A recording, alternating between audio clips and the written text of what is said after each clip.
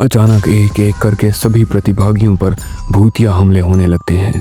लेकिन ताज्जुब की बात तो ये थी कि सभी प्रतिभागी अपने आप को स्वयं ही नुकसान पहुंचा रहे थे। इस कहानी के लेखक हैं नीरज चतुर्वेदी। दहशत के पिटारे से एक डरावनी कहानी जिसे मौत का खेल कहना सही होगा। एक ऐसा भूतिया खेल जिसमें कई लोगों ने मौत को गले लगा लिया। एक शहर के कोने में एक भूतिया घर था जिसकी दहशत की खबर से सभी शहरवासी परिचित थे। उस घर के आसपास कई एकड़ जमीन तक कोई घर नहीं बना था। दरअसल उस घर के आसपास कोई रहना ही नहीं चाहता था। एक बार एक टेलीविजन सीरियल डायरेक्टर एक लाइव रिकॉर्डिंग सीरियल शूट करने का मन बना। इस खेल में चुने गए प्रतिभागियों को भूतिया घर के अंदर पूरी रात गुजारनी होगी और इस दौरान हर कमरे में कैमरे लगे होंगे जो इनके डर भरे पलों को रिकॉर्ड करेंगे। और अंत में जो प्रतिभागी बिना डरे पूरी रात गुजार लेगा उसे 1 करोड़ का इनाम दिया जाएगा। सीरियल डायरेक्टर मौत का खेल की घोषणा सारे शहर में कर देता है, लेकिन उन्हें प्रशासन का एक नोटिस आता है कि आपको उस घर में शूटिंग करने की इजाजत नहीं मिल सकती। वो घर खतरे के दायरे में आता है। वो सीरियल डायरेक्टर एक नामी हस्ती था, इसीलिए वो निजी तौर पर प्रतिभागियों की जिंदगी की सुरक्षा की गारंटी लेता है और कुछ शर्तों को लागू करने के बाद प्रशासन से उस भूतिया घर में सीरियल रिकॉर्ड करने की मंजूरी मिल जाती है। इसके लिए उसे 2 गुने पैसे खर्च करने पड़ते हैं। प्रशासन की परमिशन मिलते ही पूरे शहर में मौत का खेल के पोस्टर चिपक जाते हैं। मौत का खेल शहर में होने वाला था, लेकिन लोगों में उत्साह से ज्यादा दहशत भरी हुई थी। पूरे शहर को यकीन था कि इस प्रोग्राम में हिस्सा लेने वाले लोग जिंदा नहीं बचेंगे।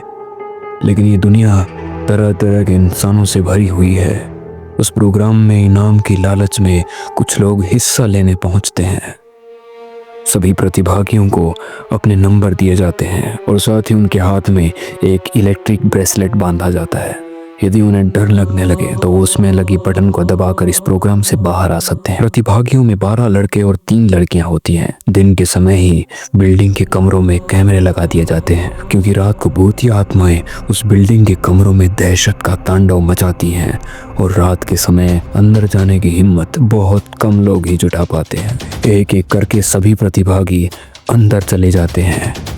सभी अपने नंबर के हिसाब से अपने कमरे को चुनते हैं। अंदर जाते ही सभी को अंदर से ताला लगाकर चाबी बाहर फेंकनी होती है। दरवाजे का ताला इलेक्ट्रिक बनाया गया था। उनके हाथ में लगे ब्रेसलेट के बटन दबाते ही वो ताला खुल सकता था, लेकिन ये बात उन्हें बताई नहीं गई थी।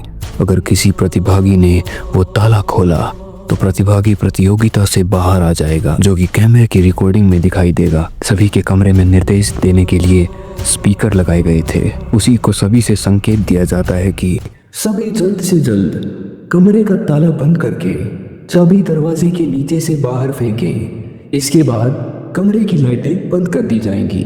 निर्देश के अनुसार सभी अपने अपने दरवाजों को बंद करके चाबियां दरवाजे के नीचे से बाहर फेंक देते हैं। कैमरे नाइट मोड रिकॉर्डिंग के अनुरूप लगाए गए थे, इसीलिए भले ही प्रतिभागियों के कमरे में अंधेरा हो, लेकिन दर्शकों को टेलीविजन स्क्रीन पर सब कुछ नजर आ रहा होता है। धीरे धीरे डर की दस्तक हो जाती है। प्रतिभागियों में से एक लड़की अचानक अपने कमरे में चीखने लगती है। उसे ऐसा लगता है कि कोई उसका गला दबा रहा है और वो छटपटाने लगती है। कुछ ही देर में वो डर से बेहोश हो जाती है। उसके बेहोश होते ही लाइव सीरियल देख रहे दर्शक घबरा जाते हैं। अचानक एक एक करके सभी प्रतिभागियों पर भूतिया हमले होने लगते हैं। लेकिन ताज्जुब की बात तो ये थी कि सभी प्रतिभागी अपने आप को स्वयं ही नुकसान पहुंचा रहे थे। कैमरे की रिकॉर्डिंग में साफ साफ नजर आ रहा था, कोई अपने चेहरे पर खरोंच रहा था तो कोई अपना गला दबा रहा था और तो और कोई तो अपना सर भी दीवार से मारकर घायल हो रहे थे। दर्शकों का डर बढ़ते देख बिल्डिंग के नजदीक सरकारी अधिकारी पहुंच जाते हैं, क्योंकि प्रोग्राम को प्रशासन की शर्तों के अनुरूप रिकॉर्ड करने की परमिशन दी गई थी, जिनमें से एक शर्त यह भी थी कि यदि किसी प्रतिभागी को शूटिंग के दौरान मेडिकल जरूरत पड़े तो तुरंत डॉक्टर उपलब्ध करवाया जाएगा। और जब सभी प्रतिभागियों को लाइव रिकॉर्डिंग में चोट लगने लगती है तो सभी प्रोग्राम को रोकने की आवाज़ उठाने लगते हैं।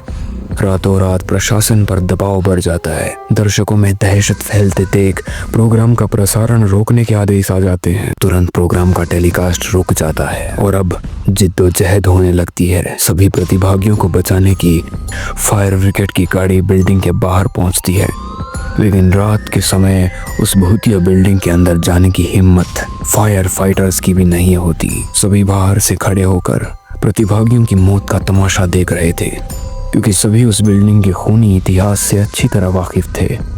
कमरे में लगे हुए स्पीकर की मदद से सीरियल का डायरेक्टर प्रतिभागियों को ब्रेसलेट का बटन दबाकर बाहर आने का निर्देश देता है, लेकिन किसी प्रतिभागी को स्पीकर से कोई आवाज सुनाई नहीं देती और न ही प्रतिभागी इतने कंट्रोल में थे कि वो ब्रेसलेट की बटन दबा सकें। देखते ही देखते सभी प्रतिभागी लाइव टेलीकास्ट में ही आत्महत्या कर लेते हैं, लेकिन सब जानते थे कि यह भूतों द्वारा किया गया नरसंहार है। सुबह होते ही सबकी लाशें निकाली जाती हैं और सीरियल डायरेक्टर को भारी मुआवजे के साथ कई साल की जेल की सजा सुनाई जाती है और इस बिल्डिंग को हमेशा के लिए नो विजिट जोन घोषित कर दिया जाता है। और इसी के साथ ये कहानी समाप्त होती है। यदि आपको और भी ऐसी कहानियाँ सुननी है तो हमारे चैनल सूत्रधार को सब्सक्राइब कीजिए।